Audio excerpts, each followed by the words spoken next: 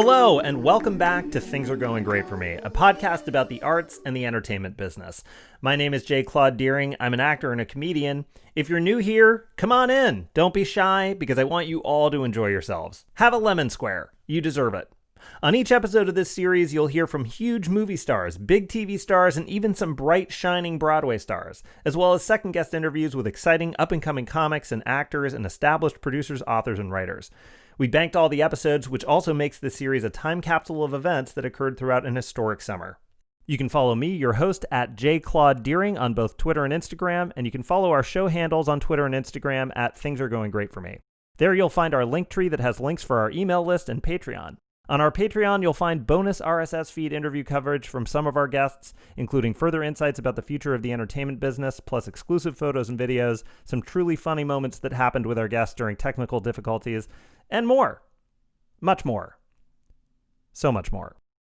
Give us the old rate and subscribe, and we'll provide the razzle-dazzle. Because here's the thing. We're doing this as a limited season until you demand more. So if you like any of what you hear today, do us a big kindness. Subscribe to the show, leave us a nice comment, give us those 5 stars wherever you're getting your podcast from today. Hey, Apple Podcast peeps. We see you, Spotify folks. Hey now, Stitcher fam. What's up, you freaky Pocket Casts cats? Hey, Breaker brethren and sistren. Welcome, Radio Public people. Hello, you Overcast outroverts. We love you all equally, and we hope you love what you hear, and we want to keep bringing you new episodes of this show.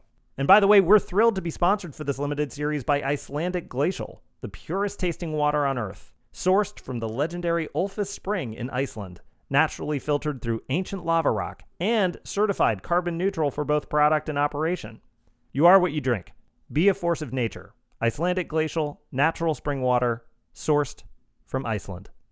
Available on Amazon, IcelandicGlacial.com, and a retailer near you. Today's guest is Brandon Scott. Brandon plays Officer Nick Prager on Netflix's Dead to Me. He also plays Coach JJ Kerba on Netflix's 13 Reasons Why. We talk about our shared theater education, his longtime practice of martial arts. He's a black belt holder in multiple disciplines. He also tells an absolutely hilarious and terrifying story about his early career studio test for Denzel Washington for a role in the film The Great Debaters. Brandon's one of the most talented and busiest actors I know, and he's a great dude. I'll be speaking with him in a few minutes. And a little bit later, you'll also get my conversation with Jessica Nurse. Jess is a super talented actor, director, producer, and writer. She recurred on ABC's Scandal, and she stars in the VR reboot of MGM's War Games. She's also an alum of the prestigious Stella Adler Studios in New York. We talk about acting in a VR project that features a complicated interactive decision tree, her own wonderful original series Roof Access, growing up in Massachusetts, and the way in which actors often get bad advice about their contracts on projects. It's a lovely chat. Stick around, you're not going to want to miss it. Joining me again today is my producer and co-host, Winston Carter. Yo, I'm here.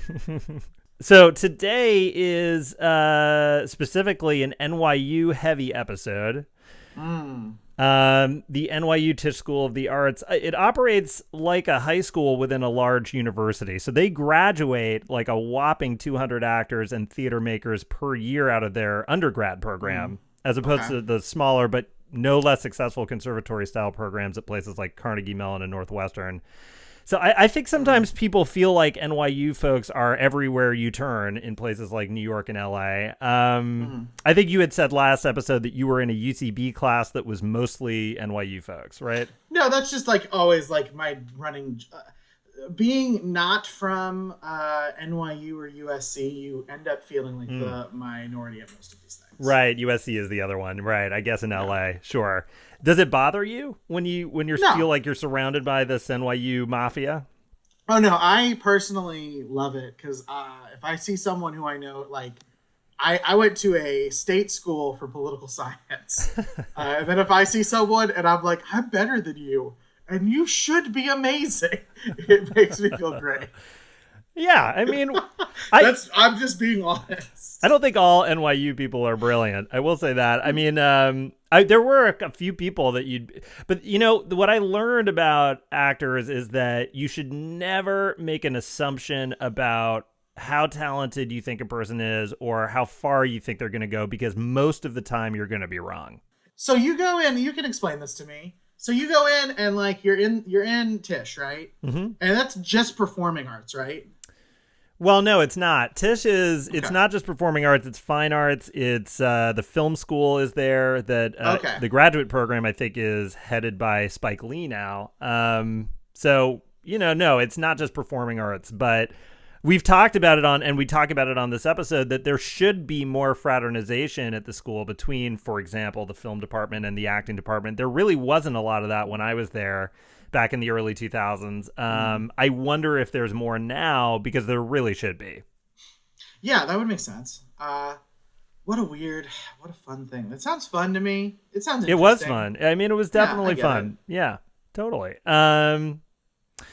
So we've had this come up with a few people on our series, the way in which actors get nickel and dimed out of things that folks on the outside might think come standard with a Hollywood career. For instance, you might think an actor would be flown out by production to a prestigious film festival where their project is being showcased. And yet a lot of times performers go into their own pockets for things like that, for airfare and the hotel and the whole thing. Mm-hmm. Acting has historically had a high unemployment rate, even amongst the population of its active union members. But there is also now this kind of shrinking of a middle class of working actors that's been going on for quite some time, with reduced residuals and reduced day and weekly rates. Yep. So instead of paying an actor for a week of work with paid days off, which were called holding days, they now organize the whole schedule in order to compress all the scenes for a guest star role into 1 or 2 days of shooting so they can reduce costs. So it ends up being that you're either a star making real money, or you're broke, or you're doing more than one job in order to be an actor. You want to be acting, I think, more professionally, right? Me? Sure, I'll take that money. But do you consider it? Do you consider an acting career to be more of a hobby now for most people than ever before? I think it's mostly a very expensive hobby. I think it's this weird, it's this thing that everyone kind of deals with out here where, you are actually making a craft. You are providing a service for but that service also happens to be part of your dream, and they take advantage of that. Right, exactly. And you see that all over the place. Like I just did, I've been both to, not big film festivals, but I have been to film festivals where like I've done red carpets, I've done all that stuff. Right. And I also just did a bunch of extra work at the end of 2019. So like, I've seen both sides of it. And it's all driven, though, by, like, people really want to just be famous or be a good actor and be recognized. And they'll take advantage of that shit.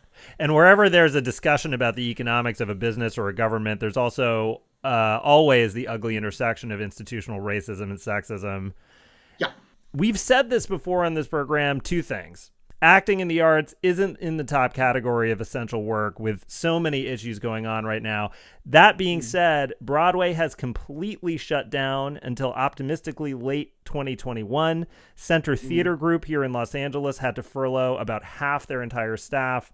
Many workers across the arts, everyone from carpenters and designers to actors, directors, and writers, have had their work completely disappear. So today we wanted to direct you all to the Instagram account for Be an Arts Hero, at Be an Arts Hero. It's a group that's advocating for the DAWN Act, which stands for Defend Arts Workers Now. It's a comprehensive bill to provide arts worker relief, which this week is traveling through the U.S. Senate. Here's some of the copy directly from at Be an Arts Hero. The U.S. Bureau of Economic Analysis reports that arts and cultural productions account for $877 billion, with a B, billion dollars in value, and 4.5% of the total U.S. economy, contributing 5 million jobs to the total job market. There is no full American economic recovery without an arts and culture recovery. So go to Be an Arts Hero, at Be an Arts Hero, if you're interested to donate and to get involved. Cool. Exciting. All right. Yeah. Okay, folks. Once again, you've been very patient with us. Without further ado, here now is the very talented and charming Brandon Scott.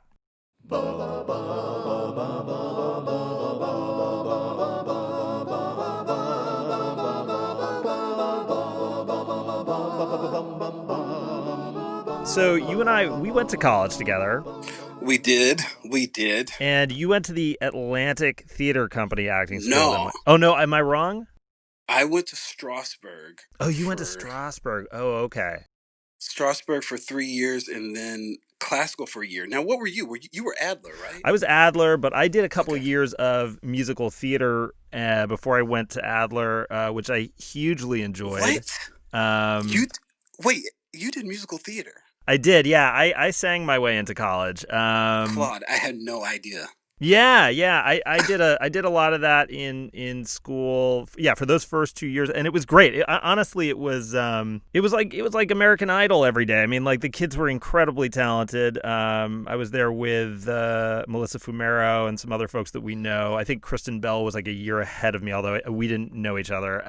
But yeah, it was a great time. Now, what I remember about there were always rumors about each of the studios. I had thought you were at Atlantic, which I know had like these very strict attendance policies where you had to be at class like 15 minutes before class started. Do you remember these I do remember stories? that. I had one of my Joel McCauley and Courtney Sauls, Yeah. good friends of mine still. Yeah, they were in Atlantic, and they were always stressing about we have to get to class. So you were at Strasbourg. The line on Strasbourg that I remembered was that a lot of people quit that first semester. They were like, "Nah, no thanks." Because we were trying to Daniel Day-Lewis this shit, you know. Sorry, I can curse, Okay. right? I can Right. curse.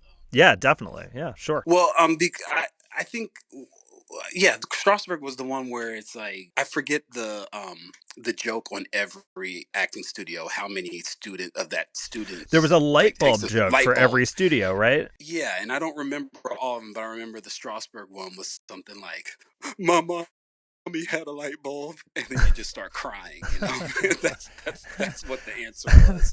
So I think a lot of people were shocked. I think the Adler one was like the students stood on a chair and held the light bulb, and the world revolved around them.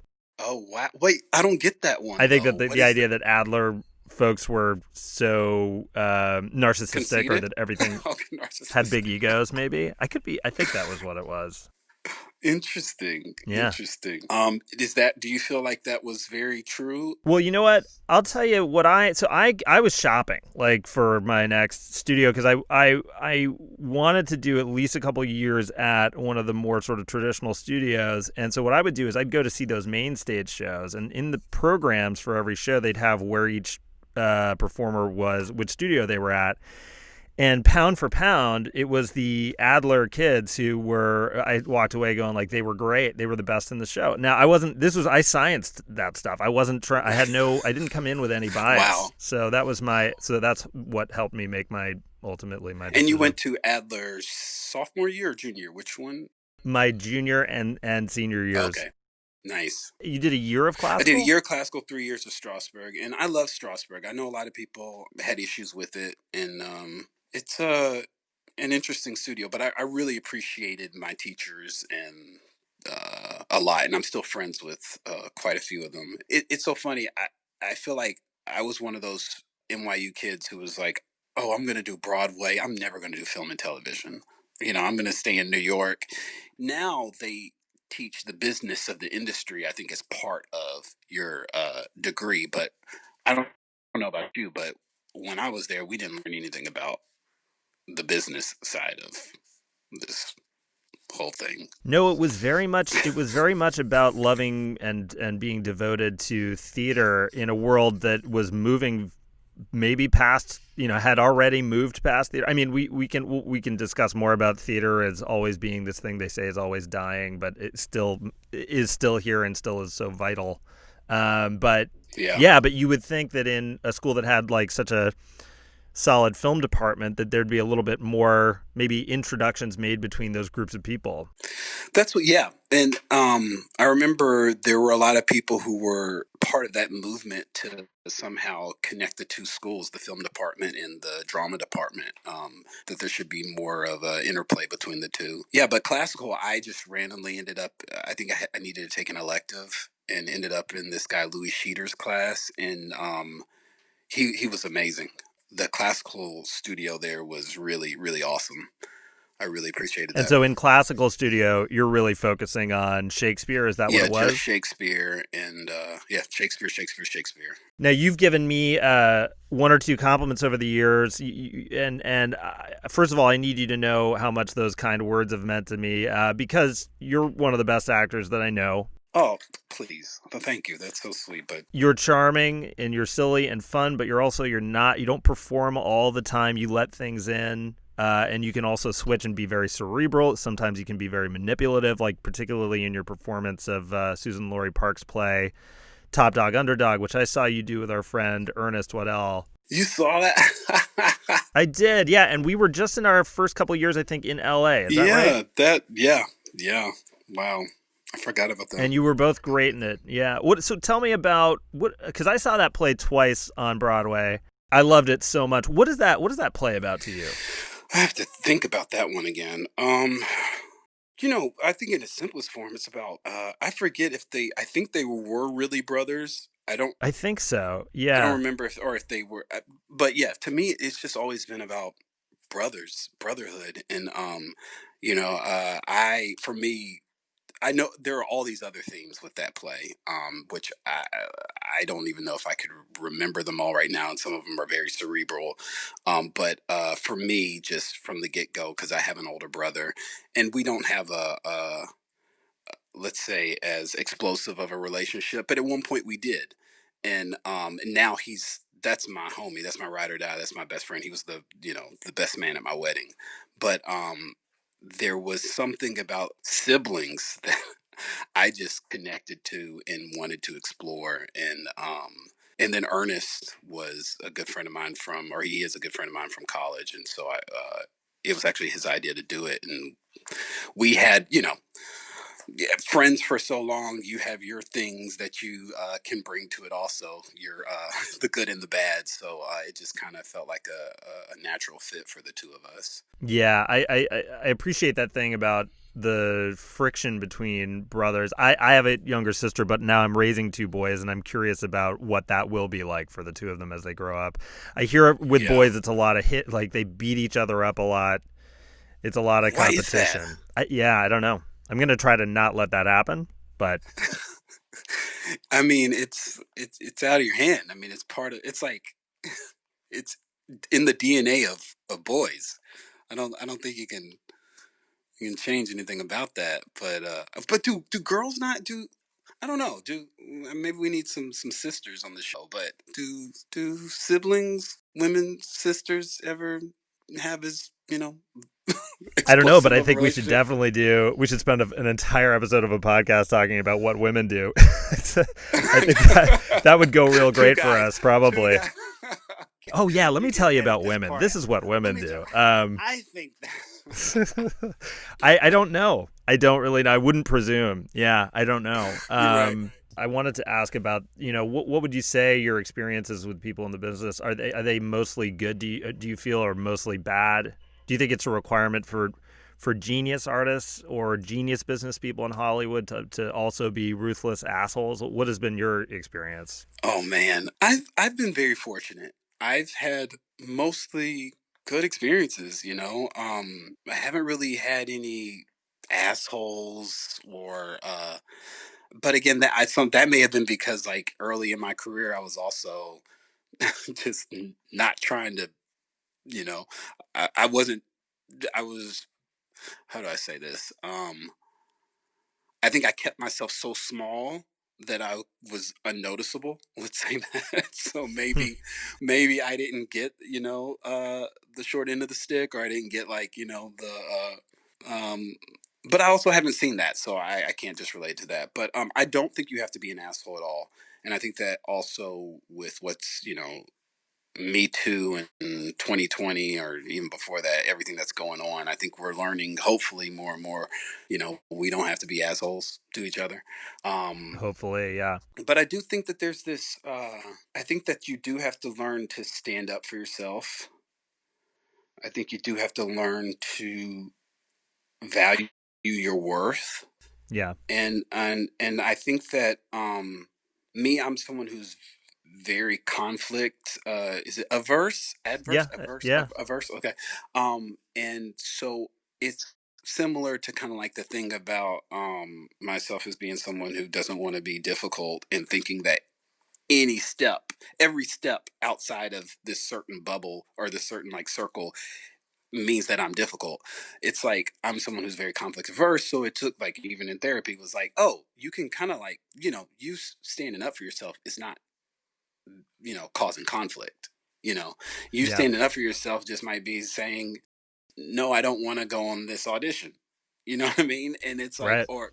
or just all these ways in which I think I was so nervous about valuing my worth and all these things. I was so, but again, I think there's a difference between confidence and arrogance, and I think these are the things Yeah. that in a business that, has ups and downs, roller coaster ups and downs, and can reward you and take it all away so quickly. I think that hopefully, or just for myself, I hope that, I don't become like a slave to that pattern and my moods don't become a slave to that pattern. Yeah. But I'll tell you on one thing I tell myself though is I want to be one of those actors on set. I want to know everyone's name. Yeah. Right. I want to talk to them, but like Totally. I don't want to get in anyone's way, but I also want to I want to have some type of connection with everyone because some of my favorite sets, like the number one, has been just top down It set is this amazing. example. Yeah, I've Yeah. seen those people in action too, and I'm always amazed at how their endurance, their ability to conserve enough energy to make sure that they are shaking hands, or that won't happen anymore. Oh no! But I Oh, know the elbow no more bumps. shaking hands, but that they're checking in with people. They're making real connections with everybody, every single person on that set, and it is that is when you see that kind of leadership on a show, it's really encouraging. Yeah. And it makes it such a wonderful experience for everyone. What I love about theater is theater really feels like family, Yeah, and that's right. I love when you get on a show where it really feels like, you know, family and everyone's just having a good time and just, collaborating, but also there are no egos. But Yeah. that's my dream world. All right. So the next thing that you're in that's dropping is the second season of Netflix's Dead to Me. That is very true. Very true. Very excited about that. Now, Kevin Costner apparently said that a Netflix movie he did with Woody Harrelson is now the most watched movie he's ever done. Are you finding that true about Dead to Me? Is it now the thing that most people know you from? Do they have a bigger audience over there than Network does? Yeah, Dead to Me was crazy. Netflix's reach and viewership was something that I was not prepared for. Yeah, yeah, that's exciting. Yeah, I mean, like I'm a bit of a private person. And I just remember when at the premiere when a representative from Netflix got up at the podium and they were about to screen the first three episodes or first two episodes of the premiere, maybe it was three. This representative was like, Netflix, no, actually on the red carpet someone asked me, they said, oh, are you prepared for, have you thought about, Netflix's reach and that you're a part of a show that's, Netflix? And I was like, no, I haven't really thought about that. Like I had no answer there. And then when the person got up on the podium before the screening, and they were talking about however many million, I don't know what their viewers, their numbers are, and then they were just talking about all over the world, and they said tonight at blah blah blah, everyone across the world will be able to watch Dead to Me and blah blah blah, and everyone started clapping. Then it hit me, and I was like, there a lot of people are probably going to watch this show. And Yeah, and I, also for myself, like, I mean, I had a lot of fun on the show. It was an awesome show. I didn't think that people would like love that character so much or whatnot. And So then from there, I mean, it was really like a bit of a game changer. But then I just started getting, I had to change my name on some social media stuff because I just started getting random requests like Hmm. all the time. And then we were in London, like just we were at a James Blake concert, and someone was like, "Oh my God!" This was like 3 or 4 days after it had come out, and yeah, so it That's was pretty cool. interesting. It was, To be it's very to be cool. recognized in another country is pretty cool. Yeah, it's I mean it's humbling, it's awesome. It's also it's a fun show. It is a really fun show, yeah. And so, and you were talking about working with a family, that sort of dynamic, and you're finding that on that with that great group of people. Oh, they're awesome. I mean, everyone on that show is freaking spectacular. Now, is it true that you were close to booking? I might get this wrong, but were you close to booking the titular role in Antoine Fisher, and that you had a chemistry read with Denzel Washington? Oh no, great debaters.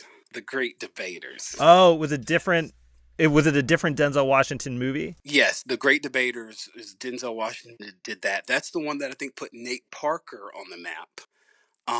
And I mean I think it came down to like me and maybe 3 or 4 other guys or something like that. I don't know. I don't know how many, but we had I just remember I had two reads with Denzel Oh my god. and Journey Smollett. Yo, oh Oh my wow. God. Denzel, if you hear this story, okay? Denzel, I wasn't drunk. I wasn't drunk, Denzel. What, you weren't? Would you have to clarify that you weren't drunk? I wasn't drunk. I think he thinks I was drunk. Oh come on. I No, so wait a let me minute. So tell you. you tell please tell me, how did this go? Why would he Okay. think that? So there's this scene where okay, the character is very much connected to he's a dark character, very much connected to his like his bottle, his booze is a character for him. He has a deep relationship with that. With I mean, I don't remember if he was an alcoholic or whatnot, but he had this deep relationship with his drinking and his dark side. So I for I don't know, maybe a couple of days walked around with a flask Okay. Oh with boy. like vodka or something in it, and I was just like, I was doing my Daniel Day. Okay. Okay. And so then once I got the character and I explored the relationship and all these things, I was like, okay, got it. So I sterilized the bottle, the flask, and just walked around with water in it, right? But still kind of like kept it going. But the thing is, it was hard to get rid of the smell of the alcohol from a Well, I flask. mean, if you're sterilizing it, are you sterilizing it with alcohol? No, I just put it water, like warm water in it. So maybe that's Okay. not All right. All right. I don't sterilizing. know if that's sterilizing, but all right. Okay. So yeah, but it still smells like alcohol. Sure. It Okay. still smells out. So this is the second chemistry read, okay? And I'm reading with this young kid who ended up getting it. He's dope. His name is Whitaker. Not Forrest Whitaker, but I think his name is Denzel Whitaker actually. And so very talented young kid. And so I used the bottle as a prop, the flask as a prop, and do the scene. And in the middle of the scene, the young kid Denzel takes the flask because I think there's a moment in the script where he's supposed to drink out of the flask, and he drinks out of it and like spits the water out or whatnot. And it was a very amazing reaction. And I didn't expect him to actually take my flask and do it. Anyway, we finished the scene, and Denzel Washington is very quiet, and he's like nodding his head. He's like, hmm, wow. He's like, you're the only person who brought in the flat. Like, Oh no. he's My like, he's like, God. he's like, wow. I didn't really get the relationship or something. He said something like the relationship between the character and his drinking and all this stuff. He was like, I see it, and he's like, hey, can I see that? Can I see that real quick? Can I see that flask? Oh my no. My God. Oh my God. And so he gets the flask and he opens it and he sniffs it, right? And I have no idea what he's doing. Like I'm just like, I'm like, oh, it went great. I feel great about it. He's like, he How sniffs how it. How Sorry. big is this room? How many people are in this room? What is happening? Tell me Um, the. I, I'm You got to trying give to. me some environment here. I'm trying to remember. It's on Sony Live. It wasn't that big of a room.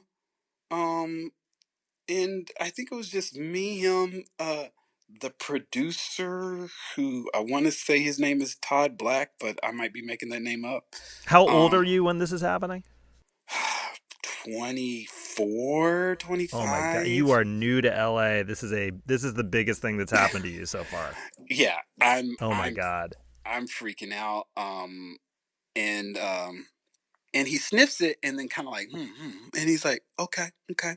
He's like, well, thanks, and I'm just thinking, whoa, okay. Like that was like the end of the audition. And I don't know if it ended abruptly or if in my mind, in my now I think it ended abruptly, but I do remember walking out being like, there was something weird about that ending there. Like there was something weird about, I got this feeling. And then I was walking, and then I was like, he sniffed the flask, and I opened up the flask, and I hadn't even been, like, whenever I had used it during the scene, I had never taken a whiff of it. I don't know. It's Yeah. just like my nostrils didn't work, and I don't have the greatest sense of smell.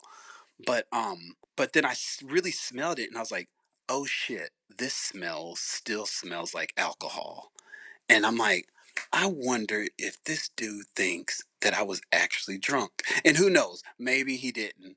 But I just always thought back and was like, I wonder if he thinks I was drinking during that scene. And I pulled a freaking James Dean up in here. I mean, look, I that's tough. That's a really tough one. I think that it's right at that early spot where you're still out of college, you're still out of acting school, you're really committed to like being the artist, and you're probably a little heavier artist than you are business at that point.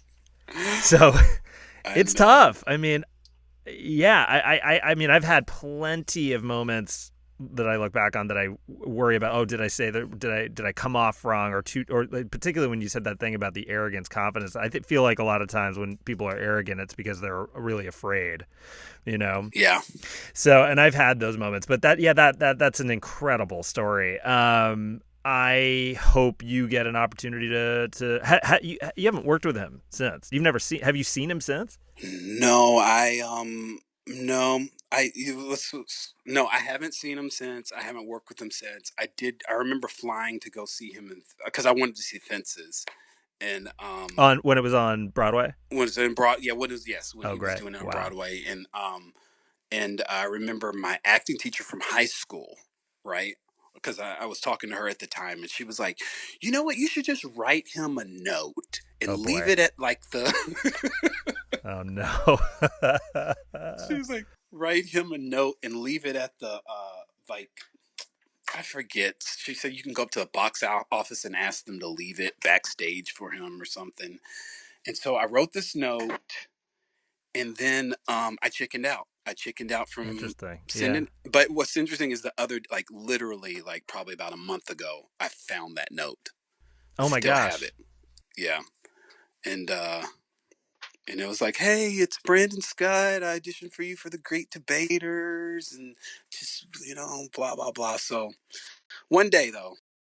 That's incredible, man. One day you're going to meet him, you're going to work with him, I'm sure of it. So you talked a little bit about high school. I want to know, so are you from, am I getting this right? You're from Tuscaloosa, Alabama? Alabama, yeah, So yeah. how important is the phrase roll tide to you? It's life or death where I come from, man. That's what I hear. Yeah. Not yeah. I mean, like kids, their first words they speak often are "Roll Tide." Wow. Um, Did you play football? Was that part of growing up for you? no, no, I was a soccer player, and I also played. I did martial arts since I was like 10 years old. And you still do martial arts. Still do martial What arts. what what what kind of martial arts do you practice? Right now, I'm doing more Muay Thai, but I'm a third-degree black belt in Taekwondo. My heavens. I'm a Shotokan black belt, and also I've done Muay Thai. I've done some Jiu Jitsu. I used to teach. Um, every bit of everything. And Wow. but Were you training to be a superhero, or did you need to defend yourself growing up? What attracted you to? Did you just want to be in superhero movies? well, that too. I mean, everyone. Yes. I feel like we're coming full circle with a lot of things. Number one, like we talked about boys and siblings. Okay, Oh boy. like Oh I need man. to defend myself. So, uh, Okay, now I'm getting a better picture. Okay, got it.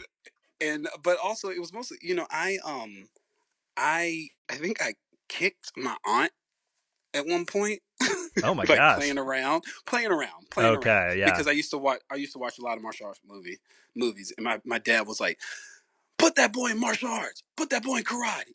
And Hmm. so and so that's how I started, and then loved it. And of course I thought I was a ninja. And then interestingly, I was on NYU's team training for the I Olympics. remember I remember seeing I didn't know you very well, but I remember being over at like Cole's gym and Oh, y'all Coles, had your wow. setup down there, and I remember seeing you and being like, "Oh, I've seen that guy around." And yeah, you were all suited up, and yeah.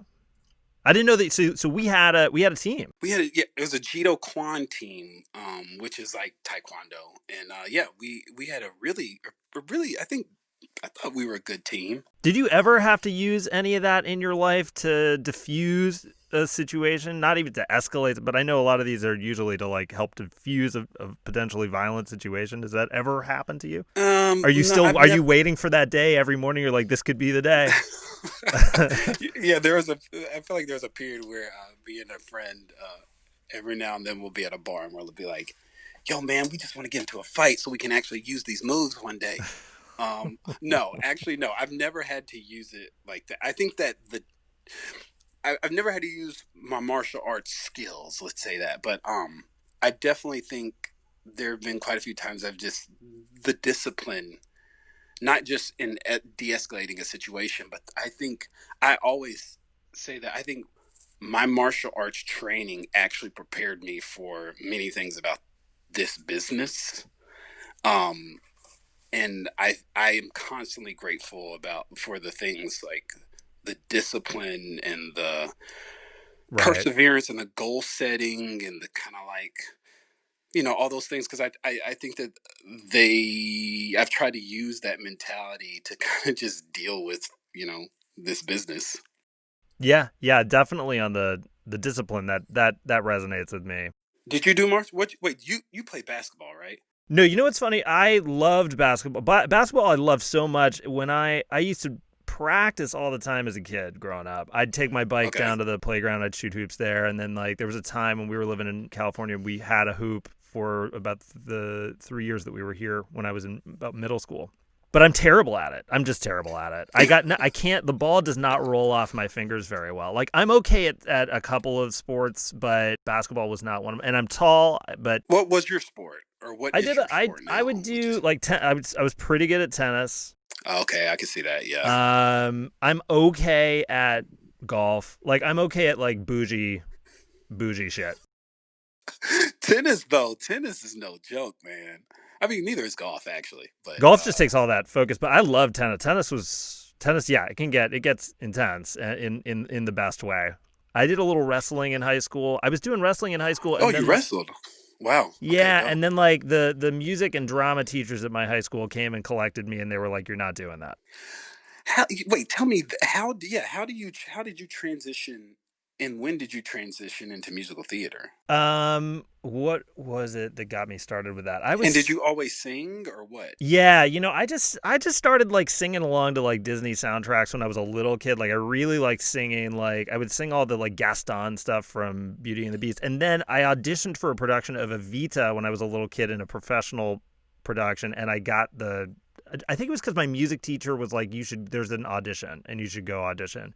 So I got Uh-huh. my first job when I was like 11 playing an Argentine kid in a production of Evita. And then I just realized, like, I remember having the thought, like, a lot of people really want to do this. And if I'm good at it, I should do it. Hmm. And I loved it too. But I mean, I just thought I've always been pretty practical. I don't know why, but I've always been a pretty practical person about like, well, I gave myself like a limit. Like if I wasn't successful by the age of 30, that I would start a family. That was very important to me. And so I'm not that successful, but I did get my family, and I'm pretty happy with where I'm at, how things have worked out. But yeah, it started back then, and then the singing just kept opening doors for me. That's what it was. Like it was the thing that was opening. It got me into college, and it was helping me to book I had a music teacher in high school and a drama teacher in high school who just sort of corralled me, and they were like, we're going to have you, do these shows. And it was I was fortunate that people took an interest in seeing me do well. That started around like middle school and then went through and into college a little bit. And then I got to LA and everybody was like, nope, not you. We're not helping you at all. That's what they no, man. Like, are you still? Because I mean, I thought you were freaking awesome in Canyon. Oh yeah, so we did this play last year together, and I got to understudy in it, and that was such a great time.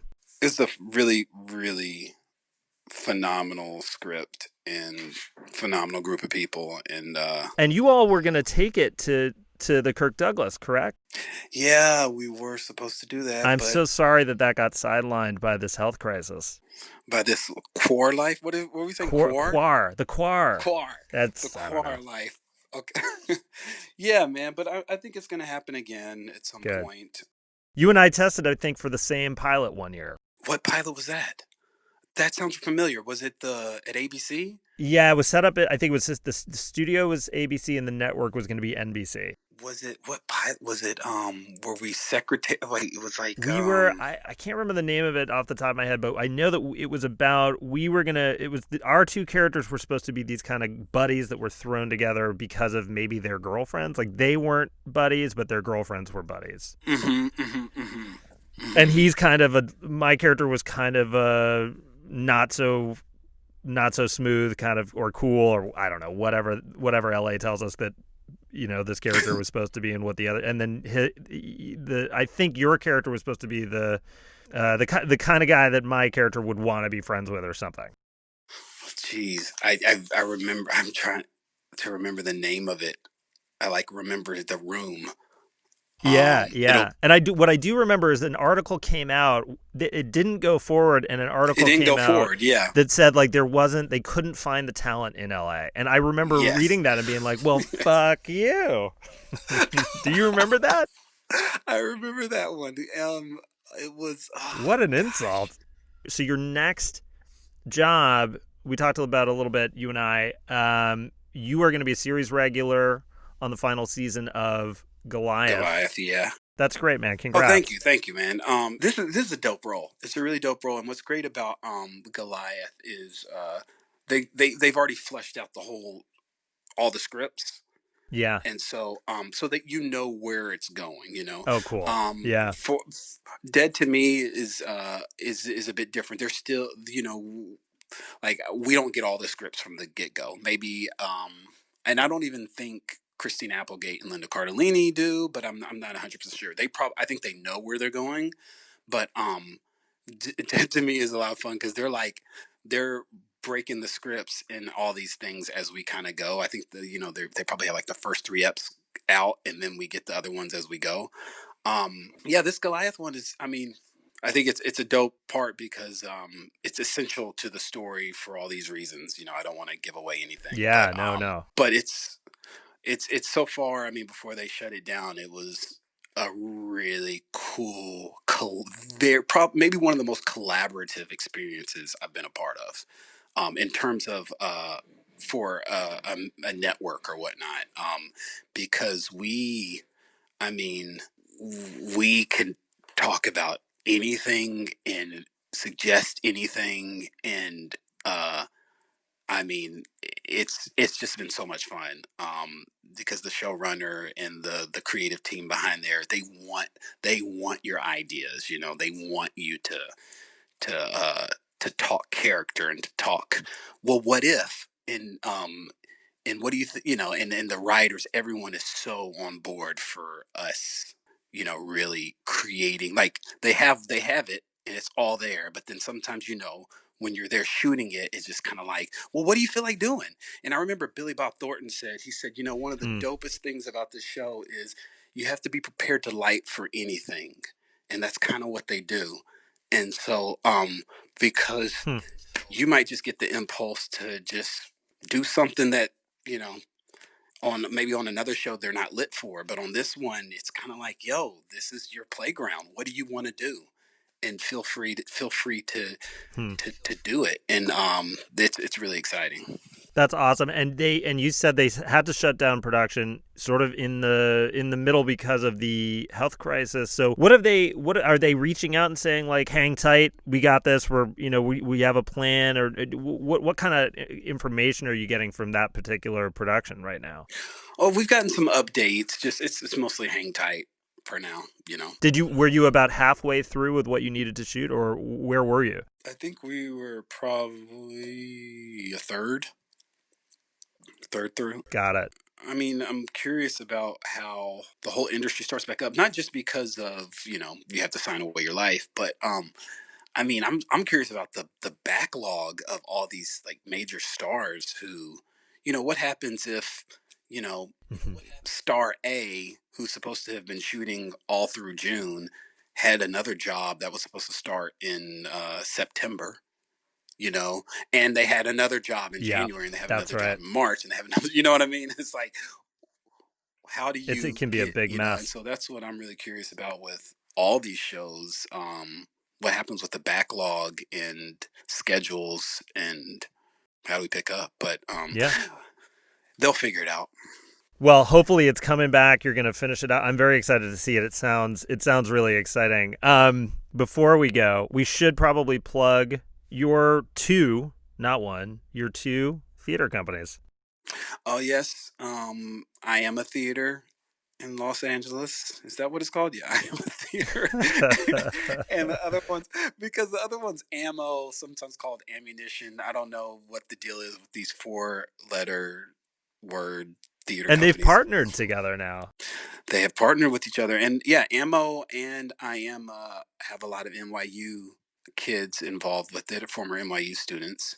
And then I'm also part of, if I can plug another one, In-House Theater, which does site-specific theater. And then I have a band, too, called Verbal and Icarus.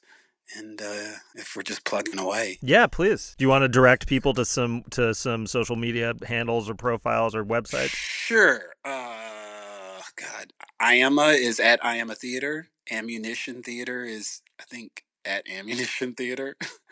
My band, Verbal and Icarus, you can find us, just type in Verbal and Icarus, probably the easiest way. And then In-House at In-House. And then if you want to learn more about our dogs, I think you can at Tima and Forge. You have a separate social media profile for the dogs. Yeah. My wife, she's the manager of that one. But there's some dope shots. I'll tell you, these are some dope dogs, y'all. I guess I should spin off another. I don't know if I'm gonna get these handles for both my kids. I was talking to our friend Shapiro about it, and he already has got, I think, the social media handles for the kid. Oh, that's smart. It's smart. Yeah. Is it available? Do you know? You know what? I have not looked yet. My feeling on the whole thing is to keep them off of their phones as long as possible. But I don't know. I don't want to shortchange them if it's probably going to be, these are going to be things they might want in the future. So I'll probably I'll have to look into it. I just haven't done it yet. Do it, because there's a brand someone has. I hope you hear this, Brandon Scott in Canada, who's a real estate agent. I think they've had the site for I don't know how long. I think last time it said the domain was valued at like $1,500 or something. Oh man! If I wanted to get that domain, $1,500. So while a domain usually should cost like $9.99 on GoDaddy or something like that. So get those domains, Claude. He's holding you hostage, man. That's not cool. Yeah. You know what? What I think, really? I think you're going to continue on and be one of those people who doesn't need to be on any of it. That's what I think. Well, listen, I'm buddy. just gonna get Brandon one day. I'm just gonna be like Madonna. I'm gonna be Brandon. Just the one where, yeah, the only Brandon, exactly. Well, buddy, thank you again for doing this. You Yeah, are this is fun, a man. genuine and a generous man. It's been a pleasure chatting with you, and I wish you a lot of continued happiness and success. Thanks, man. Anytime, and yeah, this was fun. And stay safe, stay healthy, everyone out there. Yeah, Depending yeah. when you hear this, but love you, dude. All right, love you too, man. I'll talk to you soon. Okay, take care. All right, bye. Bye. Well, there you have it. My interview with Brandon Scott. A big thank you again to Brandon for doing it. I hope you all enjoyed it. Before we move on to our second interview today, I'm going to take another opportunity to ask you all to please subscribe to this podcast wherever you're getting your podcast from today. We've got more incredible interviews with folks like Melissa Fumero, Chantal Tui, Ryder Doyle, Sarah Paxton, Christine Woods, Tembi Locke, and Vinny Chibber coming in the next few weeks. If you like what you hear so far, please give us those 5-star ratings. Leave us a nice comment. We so appreciate all of your ratings, reviews, and kind words, and we want to keep bringing you these great episodes. Next up is Jessica Nurse. Jess is another alum of the NYU Tisch School. She has a minor in producing, so we talk a little bit about what a producing program offers to art students. We also talk about being an extrovert versus an introvert, and receiving the felicitous news from your reps that your character is going from a co-star to a recurring role on a network TV show. It's a great chat. Here now is me talking with my friend, Jess.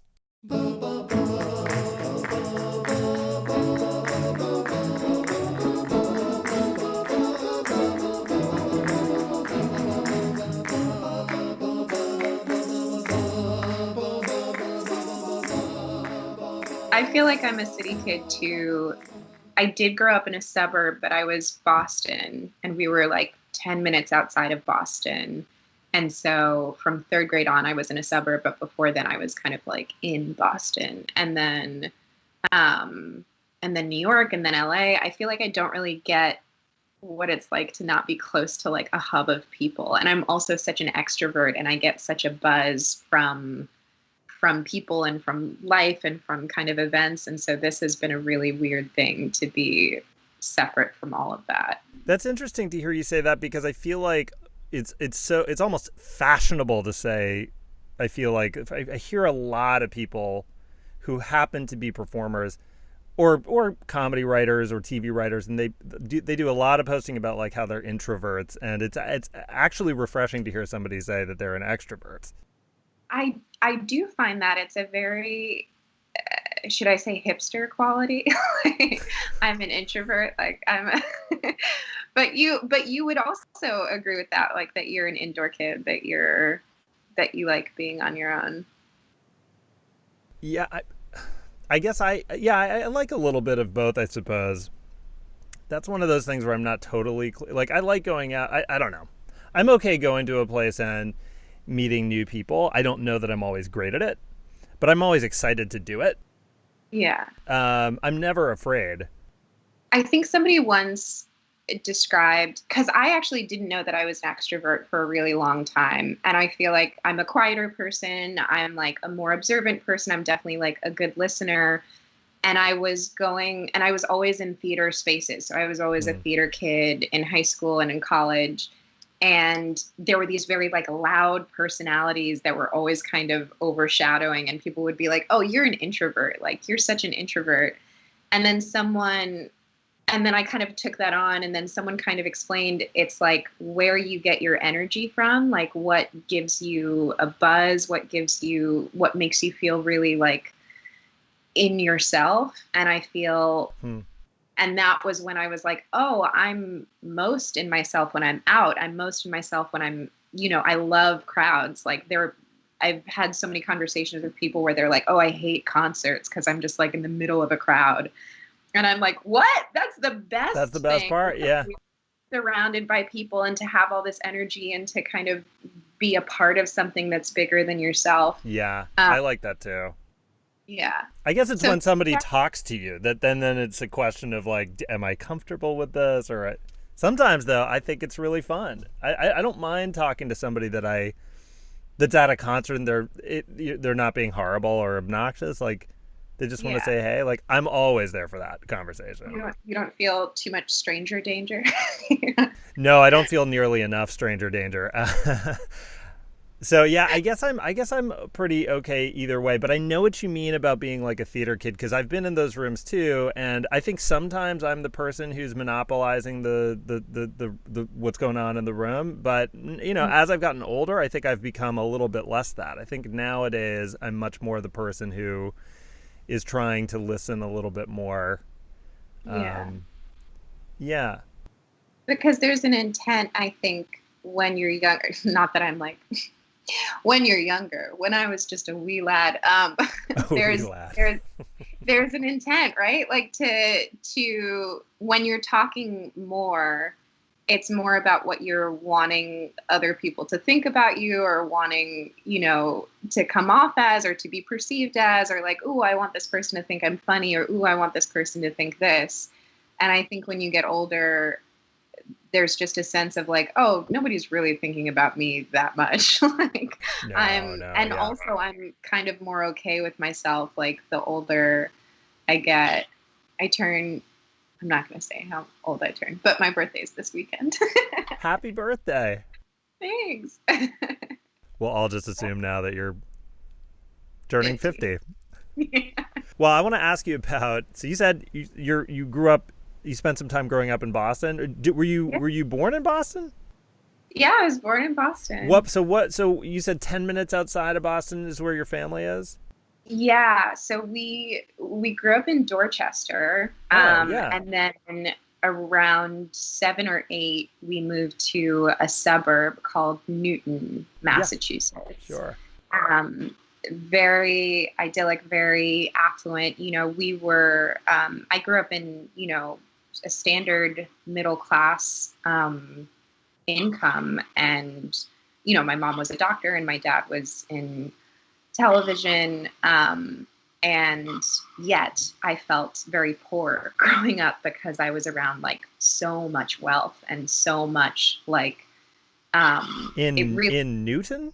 in Newton, Massachusetts. Really? Yeah. Oh, I didn't know. I didn't. I never know which one of them are rich people because Dorchester is not as right. No, no, Yeah. no. Yeah. So we grew up uh, originally in a place that was kind of like a little harder of an edge. And definitely we were taking like a bus to go um, to the schools that we were going to, and then kind of had this culture shock of not only going from like a very black neighborhood to like a very, white neighborhood. We were one of 3 black families that lived in that suburb. Yeah. But also to go from, just to kind of, there was a feeling of, like now I can look back and kind of think, I thought that was normal. I thought it was normal that there were these like lavish, sweet 16s and bar mitzvahs where like we all got to like get, Tiffany's bags as like Oh no. Oh my an God. after party Are you gift, serious? and that's not normal at all. And it was a feeling of, oh, I don't, we're shopping at Marshall's, Sure. and Filene's basement. exactly, frugal fannies. Have you ever heard of frugal fannies? No, it sounds funny. It sounds like the name of a band I'd like to see. Any Massachusetts kid will know a couple of different stores, and frugal fannies is one of them. That's a And literal Massachusetts store. No, I've not heard about that one. Really? frugal fannies. What else do I remember from Massachusetts? My Massachusetts days. I don't know. So now we are both alumni of NYU's Tisch School. Although I am a little bit older than you. You went to a number of the studios there, including Stella Adler. Is that correct? Yeah. What was the experimental theater wing like? Because that's the one that people say like that's the coolest studio. Is that true? In some ways, yes. It's definitely the studio that really like embraces who you are. I don't know if I would say the coolest studio, because coolest to me always has the connotation of like whatever, man, like it's that kind of Sure. I don't care. ETW was a lot of like just be your weirdest self, just be your most authentic self, like embrace every single part of you, and that's going to make you a better artist. Hmm. Um, And so I really loved that about it. And we did some weird shit there. Like we did, am I allowed to swear? I don't know how this works. Swear it up. Right. Fuck. We did some weird stuff there.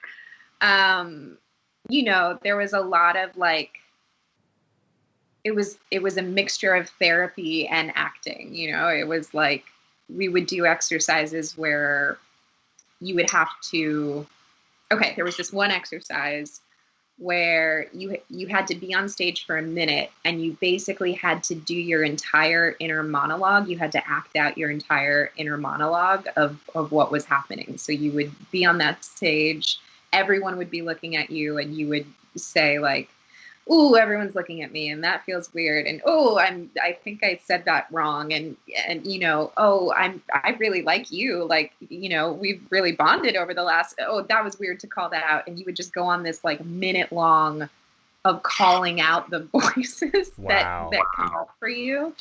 I like that because you get into your sort of your subconscious, which is in a way it's like a lot of what we try to do as actors is like start to become aware of our inner monologues. Would you agree? Yeah.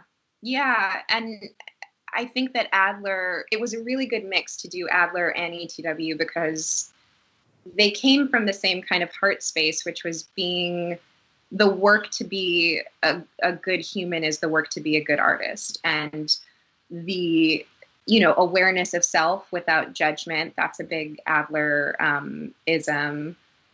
Is the practice of being a good actor. And so like the more that you can kind of understand yourself and the more that you can practice like having that lens into humanity is, you know, the better you are, the better you can be. Absolutely. Now, in addition to a drama degree, you also got a producing minor. Yeah. Is that right? So what did they teach you in the producing program though? I'm very curious. Did they teach you how to like do a budget? I'm assuming, right? Kind of. I really structured my producing minor because what I wanted to do was get a screenwriting minor, and that didn't exist. But you could take screenwriting classes to kind of, I forget what that's called. Electives? I don't know. Yeah. You could take screenwriting classes towards your producing minor. And so that's what I did. But my main producing classes were a lot more about like what works. They were a little bit about how to pitch things. They really examined kind of like film and television and networks. And so I feel like I got kind of a basic understanding of how Hollywood works. And then all of my like more specific classes were centered in writing. Do you feel now that you know what you know about, you've lived in Hollywood for some time now, do you feel like the stuff that you were taught in school is applicable? Is it still relevant? Do you feel like a lot of it is outdated now, what you were being taught? Some of it I still remember, but yeah, some of it is outdated. And I'm really thankful that I've had the ability to keep my education going, like within acting and writing, that I've like continued to take classes and continued to be a part of it. And then just the education of being out here and being, you know, cast in things and also writing things. And you're constantly learning, and it's a machine that's constantly changing. Yeah.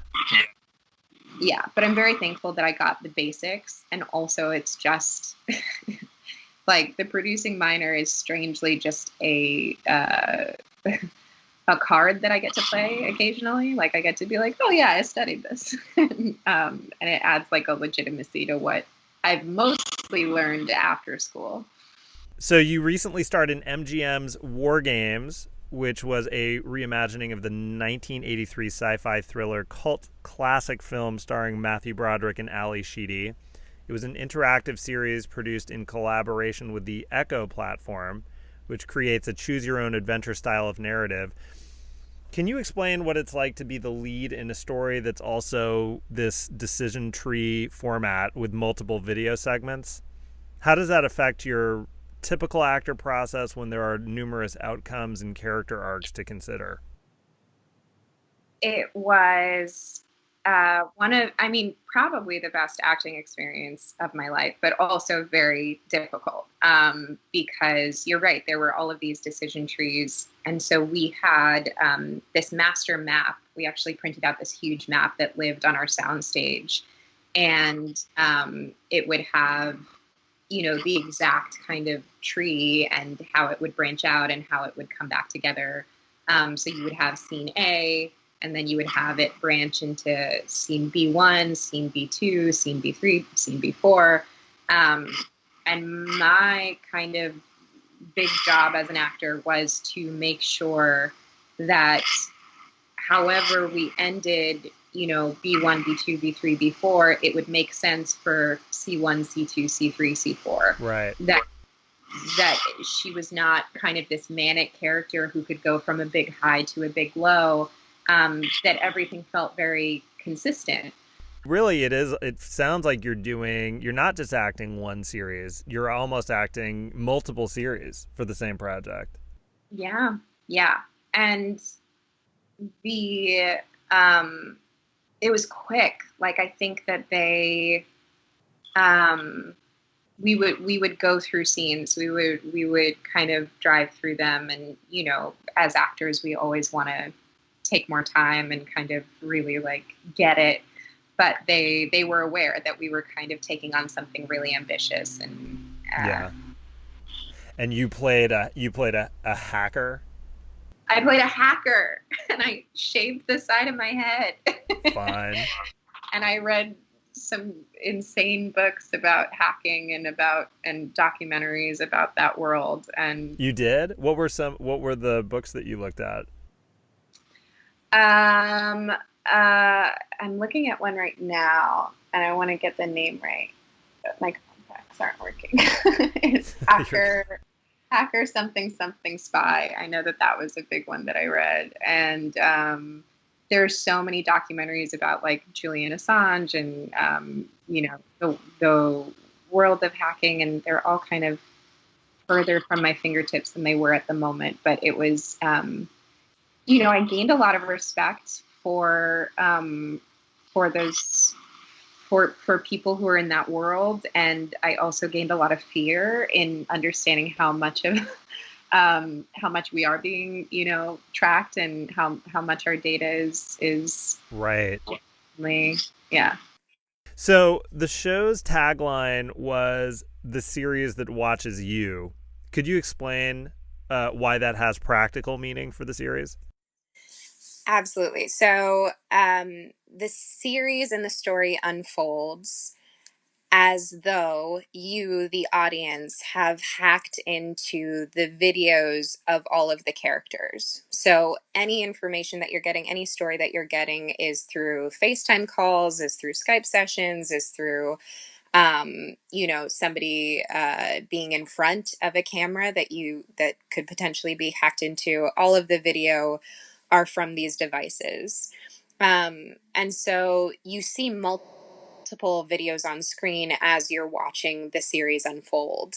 And you have the option to click on videos, to magnify them, to explore text that comes up, etc. And so the algorithm that they've created, which I think is actually the first of its kind, or maybe, who knows? I think it was being advertised as the first of its kind. It would pay attention to what you were interested in. It would pay attention to what you were watching. It would pay attention to what screens you were clicking on.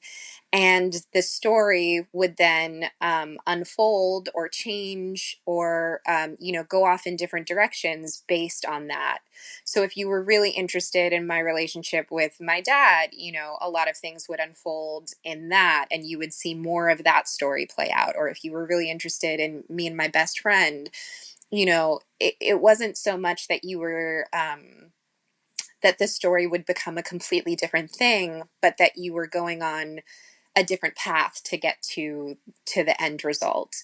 And so it watches you, the series watches you, it pays attention to what you're paying attention to. And it's this very cool, kind of, uh, uh, uh, loop, I guess, that's happening, which is that you feel like you're watching, or you're hacking into, or you're kind of being voyeuristic within this story, but really, it's being voyeuristic in terms of you and what you're looking at and what you're watching.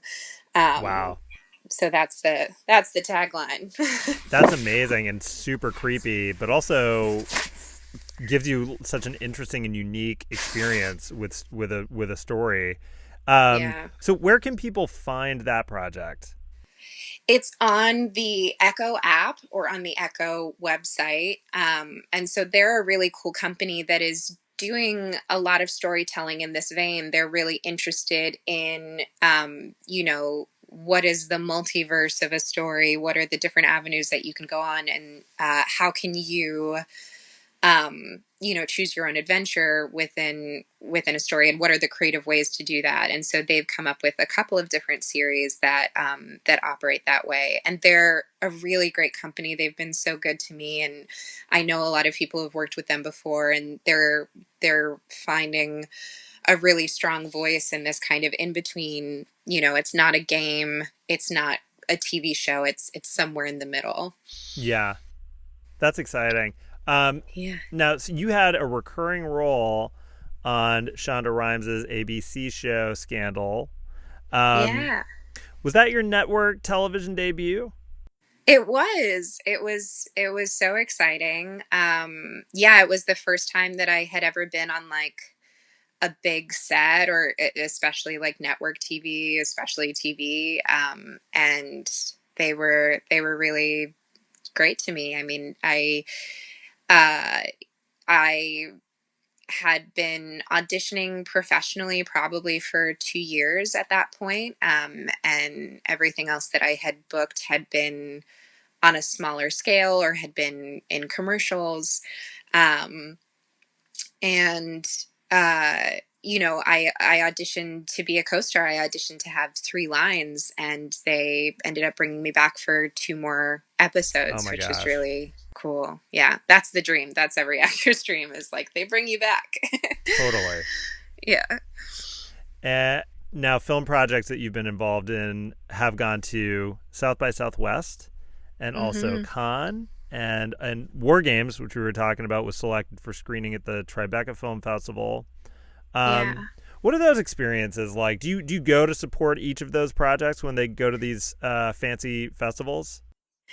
I One of the biggest regrets of my life is that I didn't go to Tribeca, um, because it was showcasing in the VR, uh, kind of section of Tribeca, and I had talked to some people, and there wasn't a clear kind of, oh, this is, we're going to have, these passes, or we're going to do that, and so I didn't end up going, but there was literally like a stage that was set up for this show, and my face was like the entire backdrop. Like I was the Oh my size of gosh. 2 basketball players. And just like, and I can't believe, like, that's the photo opportunity of a lifetime. Oh Like, just man. to Yeah. like stand in front of your huge face. But that's the vain answer of why I wanted to go. I really wanted to like support it, and be there for it, and yeah, and Why to see why something. couldn't do you remember why? I'm sure you do. Why couldn't you go at the time? Were you worried about like you needed to be you couldn't give up the money? Was that a big part of it? I guess I wasn't as clear about if I would be going as an audience member, or if I would be Right. going as like an actor promoting the project. Right. I think that I had gotten some maybe bad advice from someone about kind of, not going to things unless they're hooking you up with passes and they're kind of, flying you out and things like that, when really you should just go if you want to go, would be my advice to anybody. Like there is a lot of Hollywood stuff around, like, you know, uh, like what's in your contract and, what gets you, um, what you shouldn't pay out of pocket to do X, Y, and Z. Right. And really, those experiences are really like great. And I'm just such a film lover. And I think my instinct is always to just kind of, go. So yeah, that's why I regret that, because my instinct was to just kind of pay for a plane ticket and pay for a ticket to see it. And there was advice kind of like, don't do it unless they're flying you out. Well, first of all, they should be flying you out for sure. But I do think that we as actors, like, we get put in these awful positions where too many times where it's like, I don't know, where it's like there's leverage in terms of like, oh, you're gonna miss it. And, like, we just, I think that what gets traded on is our excitement about what we get to do, and the idea of like the glory of certain elements of like presenting the work, and that we get this fear of missing out things, so that it's like, oh no, I'll pay out of pocket. We've had this discussion on this podcast with other actors where it's like, if you go to Sundance, it's like you're spending X amount of dollars to like do full hair and makeup for, or whatever you're doing, or styling for, hopefully to get that one photograph that you hope will like be part of your your press or whatever, and it's and you're paying out of pocket for all of it. So that your experience is not, I mean, based on the conversations I've been having, it's not unique. Yeah, it is. But and then they get us with that thing of like, but it's all about the work, right? Yeah. So now you are also a very accomplished writer director, and you created one of my favorite digital series, Roof Access. Yeah, you were in it. You were very kind to ask me to be in it, and in an episode. It's one of my favorite projects I've been involved with as an actor. What? It That's is so absolutely flattering. Can you talk a little bit about that series for our audience? Yeah. So I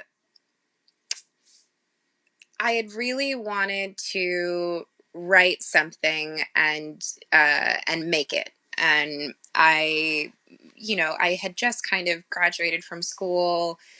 I was in a long distance relationship with my boyfriend at the time, and he and I were kind of trying to figure out ways to collaborate. And I was visiting him, and I kind of we had experiences on rooftops. Like, we had a lot of really like memorable and nice moments, and it was kind of a shared love of views and what it means to kind of be on a roof or be on um, a precipice looking out at the world. And I think just kind of a conversation with him planted that seed. And we were also, the two of us, big fans of High Maintenance, which was an anthology series. And so the two of those things mixed together became, okay, what if we were telling these stories that were separate, but, possibly interconnected, and were, all taking place on rooftops. And so then I kind of went off from there, and I wrote these 4 different episodes that would take place on Los Angeles rooftops. And the format that we kind of came up with was that every season would be a different city. and that you would experience, 4 different locations within that city, 4 different rooftops within that city, and 4 different stories. And what was really interesting to me then in that vein was what are our perceptions of cities? What are kind of the stereotypes that exist within cities, and how do you kind of turn that on its head? And what are the ways in which being on a roof gives you perspective? Because it's never just like a casual thing. It's never just an ordinary moment. Whenever you are on a roof, it's usually an event, or it's usually, an adventure, or you're, sneaking up there, or you're taking a moment to breathe, or you really need that perspective, or you're a tourist, whatever. Yeah. Whatever it is, rooftops are very rarely casual. They're literally heightened. Yeah, exactly. And so, yeah, that just became this really cool, launching point. And so we did a season in Los Angeles and a season in New York. And they're really special. And it was my first time directing, and it was my first time seeing, my words come to life in a on film, and in an editing process. And I'm constantly grateful for that experience, and I feel really proud of it. Like I know a lot of people who have made web series, and they really kind of brush it off, and they're like, oh, I just did this dumb thing. And I still have them on my website. I'm like, well, I wanted to ask, so where do people go to watch them all? Because they are excellent. They're shot beautifully. They're directed wonderfully. The actors are all interesting, and the performances are great. The writing is so good. So where can people go to find the series? We have them on Vimeo. And I think we don't have the entire series up anymore, but they can go to my website to watch at least 2 of them, and those links would bring you to the other ones from that season. But yes, they're on Vimeo, and you can go to jessicannurse.com to see them, and to stalk me if anyone wants to. Great. Yeah, as well they should. Not stalk you, but they should go. No, I'm very stalkable. I have too much information on the internet. Well, no, they should go check out the rest of your work. I would encourage people to do that. Jess, thank you so much for doing this. You're one of the most talented people I know. And I wish you lots of continued success. Thank you, J. Claude. I mean, I feel the same towards you. It's so nice of you to say. To everyone out there, if you listened all the way to the end of this 4th episode, I want to say thanks for listening. Give us a subscribe and those sweet high-star ratings, a nice comment, and we'll return the favor by bringing you even more quality content in the future. Stay tuned, because we've got 6 more incredible episodes, including interviews with Melissa Fumero, Chantal Tui, Ryder Doyle, Sarah Paxton, Christine Woods, Tembi Locke, Vinnie Chibber, and Elna Baker, to name more than a few. Our sound engineer is Christopher Frontiero, and our series composer is Cormac Bluestone. Our series graphics editor is Dan Olszewski. Oh my god, I got a lot of that out without a lot of Surus today. I hope I'm using Surus correctly. Surus is like, I don't know. When you got a problem, you got to work through Surus. I think it implies obstacles. Yeah. Today's secret about Claude is he doesn't really know a lot of the Yiddish that he likes to use. What a schmendrick I am. Thanks for listening, everybody. See you next time.